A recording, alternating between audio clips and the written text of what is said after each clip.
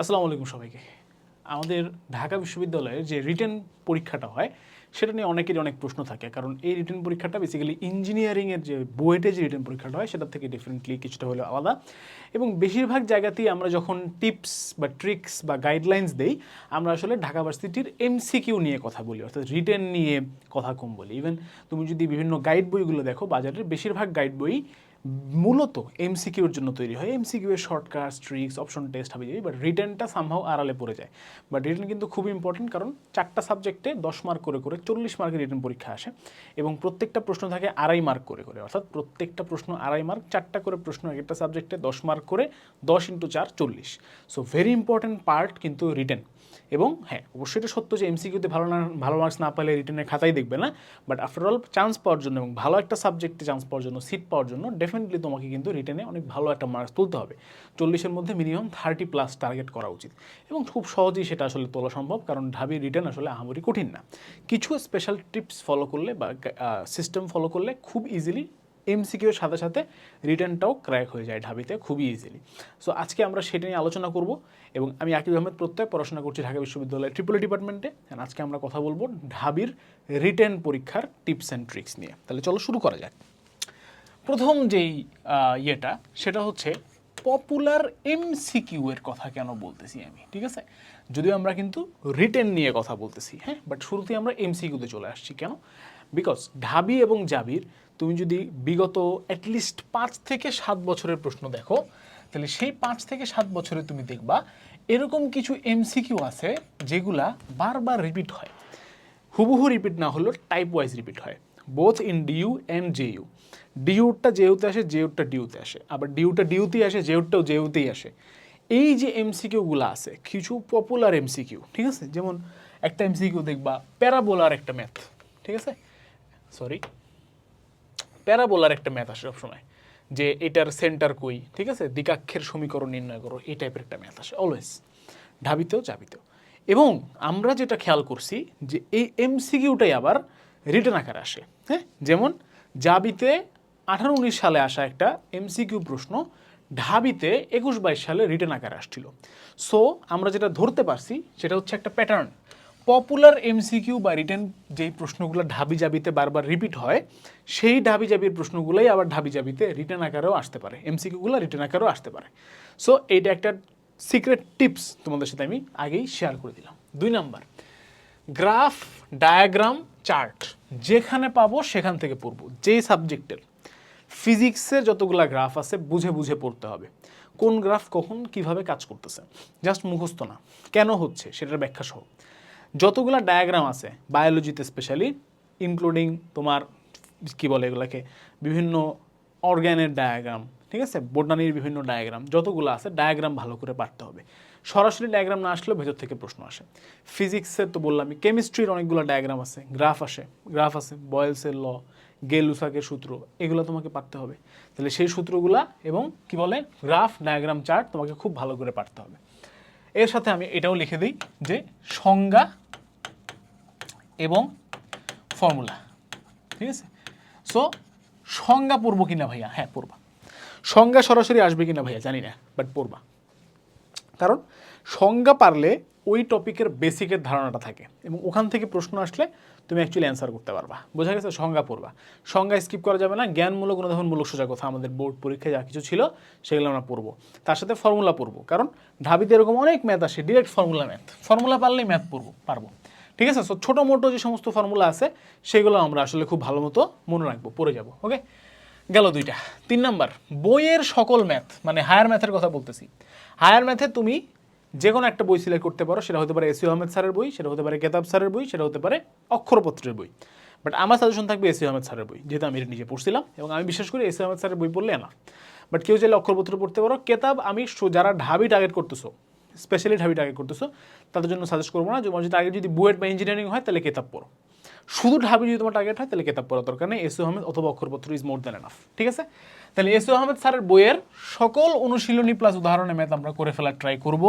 যদি আমরা না পারি তাহলে আমরা অ্যাটলিস্ট যেন যেগুলার পাশে সাল লেখা আছে, হ্যাঁ, যে বোর্ডে অমুক অমুক অমুক অ্যাডমিশন অমুক অমুক সালে আসছে, সাল মার্কা ম্যাথ যেগুলো আছে সেগুলো অবশ্যই করবো আমরা, ঠিক আছে? এবং শুধু একবার দুইবার না, বারবার সেগুলো রিভাইজ করে করে, অর্থাৎ যে কোনো মুহূর্তে রাস্তাঘাটে, মেট্রোতে, বাসে, সিএনজিতে, যে হঠাৎ করে তোমাকে যদি আমি এসএম স্যারের একটা বইয়ের যে কোনো একটা ম্যাথ যদি তোমাকে জিজ্ঞেস করি, তুমি যেন পারো, এই লেভেলে প্রিপারেশন তোমার থাকতে হবে। হ্যাঁ, কারণ পরীক্ষার হলে মারাত্মক প্রেশারের মধ্যে তোমাকে পরীক্ষা দিতে হবে। ওই মুহূর্তে ম্যাথ মনে আসা মানে তুমি মেট্রোতে ম্যাথ মনে আসা মানে ওই মুহূর্তে ম্যাথ মনে আসতে পারবে, ঠিক আছে? সো পড়তে হবে, ঠিক আছে? তাহলে বইয়ের সকল ম্যাথ আমরা করবো, বইয়ের ম্যাথ কখনো আমরা স্কিপ করবো না। বইয়ের ম্যাথ যদি স্কিপ করি তাহলে আর কোথায় যাবো বলো? অমুক গাইড তমুক গাইড সব বাদ দাও, বইয়ে যে কটা ম্যাথ আছে বাবা, সমস্ত চ্যাপ্টারের তোমাকে সব পারতে হবে, সোজা হিসাব, ঠিক আছে? কোনো ছাড় নাই এখানে। বায়োলজির জন্য টিপস হচ্ছে ভাইয়া, কি টিপস? বৈশিষ্ট্য, যত জায়গাতে বৈশিষ্ট্য আছে পয়েন্ট আউট করা, অথবা পয়েন্ট আউট করা নাই বইয়ের মধ্যে, তুমি পয়েন্ট আউট করে নোট করবা, ঠিক আছে? বৈশিষ্ট্যগুলো পড়বা, পার্থক্যগুলো পড়বা, যতগুলো চার্ট বানানো যায় ডিফারেন্সের, পার্থক্যর, সেগুলো মাস্ট পড়বা। এই যে চার্টের কথা বললাম, যতগুলো চার্ট আছে। এবং বৈজ্ঞানিক নাম, এটা আমরা দেখছি ঢাবিতে মাঝে মধ্যে কয়েক বছর পর আসে, অনেকগুলো বৈজ্ঞানিক নাম দেয়, সেগুলো মানে দেয়, কী বলে তোমার জীবের নাম দেয়, সেগুলো বৈজ্ঞানিক নাম লিখতে হয়, সায়েন্টিফিক নেম লিখতে হয়, সায়েন্টিফিক নেম পড়তে হবে। সায়েন্টিফিক নেম লেখার যে সিস্টেম আছে, আন্ডারলাইন করা, ছোটো হাত বড় হাত, সেগুলো তোমাকে ভালো করে মনে রাখতে হবে, ঠিক আছে? সো বায়োলজির জন্য এগুলো পড়লে মোর দেন এনাফ। এবং আগেই বায়োলজির জন্য একটা কথা বলে রাখছি, সেটা হচ্ছে ছবি বা ডায়াগ্রাম পারতে হবে। নেক্সট, কেমিস্ট্রির জন্য স্পেশাল টিপস। বর্ণালী রিলেটেড একটা ম্যাথ প্রায় দেখবা ঢাবিতে আসে, ম্যাথ তো না, মানে প্রশ্ন, বর্ণালী রিলেটেড ম্যাথ হোক, প্রশ্ন যেটাই হোক, প্রশ্ন অবশ্যই আসে। জৈব যৌগ থেকে দেখবা ঢাবিতে ট্রান্সফরমেশন রিলেটেড প্রশ্ন আসে, এইটা থেকে এটা কীভাবে বানাবো, এটা থেকে ওইটা কীভাবে বানাবো, বা মাঝে মাঝে দুইটা দিয়ে দেয়, এটা থেকে এটা, আবার ওইটা থেকে ওইটা, দুইটা, এগুলো পারতে হবে। জৈব যৌগের সকল ট্রান্সফরমেশনের খুব ভালো মতো একটা ফ্রেশ নোট বানাবা, হ্যাঁ? এবং সেখান থেকে সব যে কোনোটা থেকে যে কোনোটা হুট করে মুহূর্তের মধ্যে যদি তুমি অ্যান্সার করতে পারো, এভাবে প্রিপারেশন নিবা। আচ্ছা, হাজারিনাগ স্যারের যে বইটা আছে, সেই বইটার অনুশীলনী এবং উদাহরণে যত ম্যাথ আছে, অনুশীলনী এবং উদাহরণে হাজারিনাগ স্যারের যত ম্যাথ আছে, ম্যাথ সব পারতে হবে, ঠিক আছে? এখানে শাল মার্কাটার কিছু নাই, সমস্ত ম্যাথ। কেমিস্ট্রি হাজারিনাগ স্যারের অনুশীলনী এবং উদাহরণের সকল ম্যাথ যদি তুমি পারো, দেন তুমি ডেফিনেটলি ডিউতে ম্যাথ আসলে পারবা, কমন পড়বেই ডেফিনেটলি, ঠিক আছে? সো হাজারিনাগ স্যারের বই থেকে অনুশীলনী এবং উদাহরণের সমস্ত ম্যাথ তুমি পড়ে ফেলবা, গেল। কেমিস্ট্রি এবং বায়োলজির জন্য আরেকটা স্পেশাল টিপস দিয়ে রাখছি, সেটা হচ্ছে ভাইয়া বোর্ডে আসা সৃজনশীলগুলো দেখবা, এবং শুধু গ ঘ দেখবা না, ক খ দেখবা।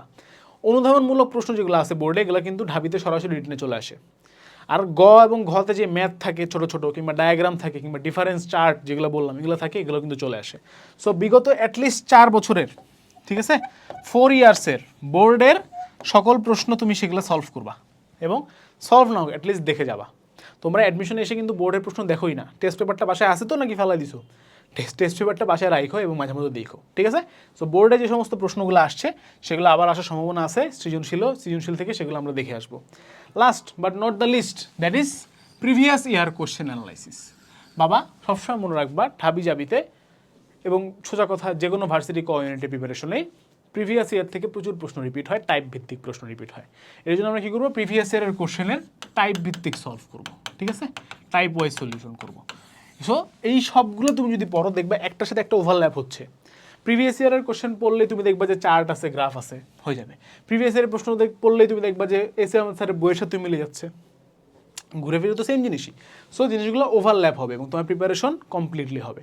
সো যখনই যেই চ্যাপ্টারই পড়ো না কেন, যখন রিটেনের জন্য পড়বা, এই জিনিসগুলো তুমি করতেছো কিনা একটু খেয়াল রাখো, একটু নোট ডাউন করে রাখো, খেয়াল রাখো, ঠিক আছে? এবং বাজারের একমাত্র রিটেন ভিত্তিক সেরা বই আমাদের QnA varsity written mega book যেটা আছে, এই বইটা আমি পার্সোনালি গত সপ্তাহে বইটা আমি যখন অফিসে আসছি তখন আমি নিয়ে গেছিলাম, কারণ এই বইটা আমার লেখা না, এটা আমি হালকেনস্টাইনে জয়েন করার আগে থেকে এই বইটা চলতেছে। আমি জাস্ট দেখার জন্য নিছি যে বইটার ভিতরে আসলে কী আছে এবং কিভাবে তারা বইটা সাজাইছে, আগের যারা লেখকবৃন্দ ছিলেন। আমার কাছে মনে হয়েছে ভাইয়া যে এই বই থেকে তুমি যদি পড়ো এবং রিটেনের প্রিপারেশন নাও, রিটেনে তুমি 40-40 পাবা, কারণ টু বি অনেস্ট এর বাইরে থেকে আসা সম্ভব না। হ্যাঁ, নট নেসেসারিলি যেটা হালকেনস্টাইনের বই দেখে আমি প্রশংসা করতেছি, কিউএনএ পাবলিকেশনের বই দেখে প্রশংসা করতেছি, নো, ইটস ট্রু যে এই বইটা ভাইয়া আমি যেখানে যে টিপস দিচ্ছি, একটা টিপসও এখানে তারা বাদ দিতে বাদ দেয়নি। সো তুমি যেভাবেই পড়ো না কেন বাবা, মানে যেই সিস্টেমে পড়ো না কেন, এই টিপসগুলো তোমাকে মাথায় রাখতে হবে। সো এই বইয়ের মধ্যে প্রত্যেকটা চ্যাপ্টারের টাইপ ভিত্তিক সলিউশন দেওয়া আছে। টাইপ ভিত্তিক তোমার প্রথমে মনে করো যে ফর্মুলা, তারপরে হচ্ছে গিয়ে সেটার কি প্রথমে একটুখানি থিওরি, তারপর হচ্ছে সেটার ফর্মুলা, হ্যাঁ, তারপরে এই যে শর্ট অ্যান্সার কোশ্চেন, তারপরে বোর্ড অ্যান্সার কোশ্চেন। দেখো বোর্ডে যেগুলো আসছে সেগুলো আজ বলছি, এখানে বোর্ডের প্রশ্ন এখানে আলাদা করে তুলে দেওয়া হয়েছে। শর্ট অ্যান্সার বলছে জ্ঞানমূলক ধর্মমূলক পড়তে হবে, সেগুলো এখানে তুলে দেওয়া হয়েছে। গাণিতিক বা ম্যাথমেটিক্যাল পার্টের মধ্যে ফর্মুলাগুলো আগে রেখে তারপরে মেইন প্রবলেমগুলো করা হয়েছে। এবং তোমাদেরকে একটু কাছে এনে দেখাই আমি, এইখানে তোমরা দেখবা যে যখন ম্যাথগুলা করা হয়েছে, আমরা জানি যে ঢাবিতে কিন্তু জায়গা কম থাকবে। সো ওরাও দেখো এখানে যখন ম্যাথগুলা করা হয়েছে আমাদের এখানে, তখন খুব অল্প জায়গার মধ্যে ম্যাথগুলো আসলে করার চেষ্টা করা হয়েছে। এই দেখো জাস্ট 1 লাইন 2 লাইনে জাস্ট তুমি ঢাবিতে এক্স্যাক্টলি এই প্রসেসেই লিখবা।